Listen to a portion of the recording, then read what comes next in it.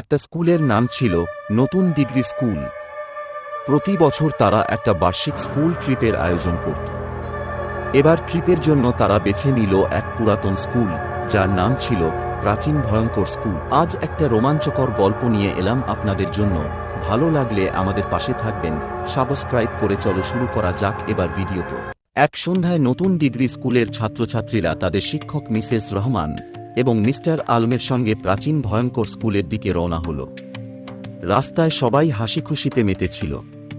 কেউই ভাবেনি যে তাদের জন্য কি ভয়ঙ্কর ঘটনা অপেক্ষা করছে। প্রাচীন ভয়ঙ্কর স্কুলে পৌঁছানোর পরই তারা লক্ষ্য করল স্কুলটা অনেক বছর ধরে পরিত্যক্ত ছিল। স্কুলের প্রধান ফটক খুলতেই এক ঠান্ডা হাওয়া এসে তাদের ছুঁয়ে গেল। এক অদ্ভুত অনুভূতি হল সবার, যেন কেউ তাদের দেখছে। ছাত্রছাত্রীরা যখন স্কুলের ভেতরে ঢুকল, তখন রিয়া নামের এক মেয়ে হঠাৎ চিৎকার করে উঠল, আমি একটা ছায়া দেখেছি। সবাই থমকে গেল। ছায়া ধীরে ধীরে মিলিয়ে গেল। শিক্ষকরা ভাবলেন রিয়া হয়তো ভয়ে বিভ্রান্ত হয়েছে।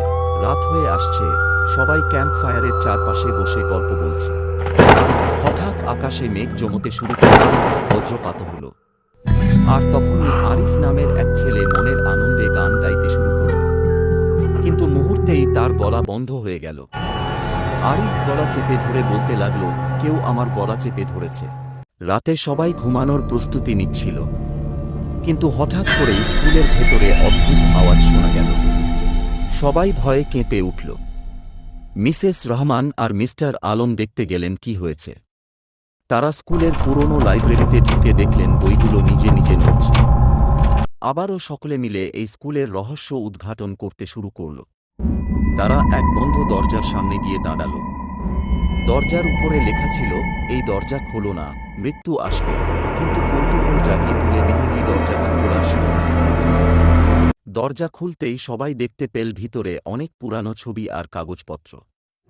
হঠাৎ এক দমকা হাওয়া এসে দরজাটা জোরে বন্ধ হয়ে গেল, আর তাদের সামনে দেখা দিল এক ভয়ঙ্কর ছায়া। ছায়া বলল, তোমরা কেন এখানে এসেছ? এই স্কুল অভিশপ্ত। চলে যাও, নইলে তোমাদেরও এই অভিশাপের শিকার হতে হবে। সবাই আতঙ্কে স্কুল থেকে দৌড়ে বেরিয়ে এল। ফিরে যাওয়ার পথে তারা শুনতে পেল প্রাচীন ভয়ঙ্কর স্কুলের দরজা আবার বন্ধ হয়ে গেল।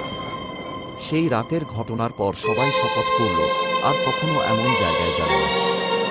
শিক্ষণীয় মোরাল: অপরিচিত বা অভিশপ্ত স্থানে গিয়ে কোনো কৌতূহলী কাজ করা উচিত নয়। বিপদ ও ভয় হতে পারে, তাই সাবধান থাকা সবসময় বাঞ্ছনীয়।